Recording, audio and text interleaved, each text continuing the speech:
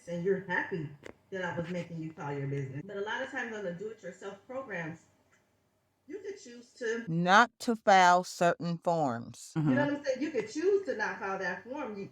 You're not supposed to, but it gives you that flexibility because the computer don't know if you have that form or not, and they're not going to consult you how this form benefits you to file, even though it may look like it's going to reduce your refund or increase your taxation. But in the long run, there's benefit of following certain forms. Besides the fact that it's the law. I mean, if you get a tax form or if you're in a certain tax situation, you're supposed to file it. But then the law tries to give you a reward for doing that. They reward taxpayers. Pay your taxes, you get a reward. But if you're a business owner, you file Schedule C. I don't know if I ever told you this or not, but you're building retirement and Social Security down there. Every time I file your Schedule C, I make you pay self-employment tax. Yes, it's being reported down there SSA, so you can actually look on your SSA statement and see earnings since we've been doing business returns. So when it's time for you to retire, you got retirement down there. All those years you didn't have W-2, you have earnings, and that's what Social Security is based off of, as long as I made you pay the self-employment tax. Wow, got it.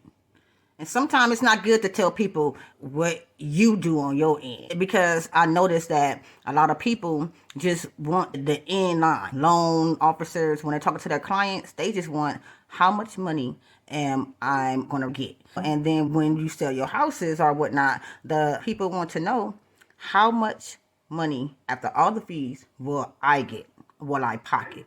And so how much will I net? Really want to know. Yeah. So and as a professional, you're right. You'll know when the time is right to give more information. Like right now, you've been with me for how long? I've never told you that about the Social Security.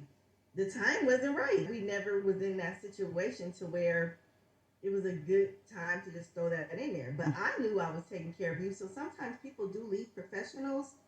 I think professionals are not doing nothing for them, and because we don't really talk to them, and that is our bad, and we should get better at that. But sometimes it's just either the time is not right, or the knowledge or the educational level of the client is just not mature enough to accept or understand what you're doing for them. They only want you to do for them what they asked you to do for them. Nothing more, nothing less.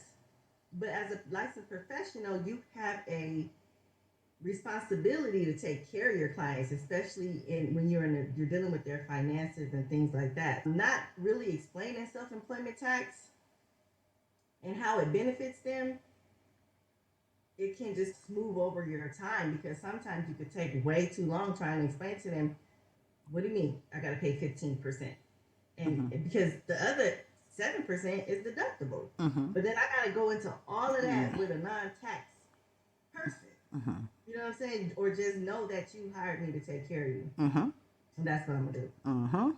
And that's what you've been doing. And then that's the thing. But you do that for every single client. Yeah. It's nothing special about me per se. You take care of every single one of your clients, whether they want you to or not. And you take care of them the legal way and the best way that you see fit. Just like when they take a person's kid from them, they be like, it's in the best interest of the child. Well, in this case, it's in the best interest of the client to know, let me do my thing in the background. I'm going to make sure you get what you get. But I'm going to make sure you are right for the future. And that's that. Yeah.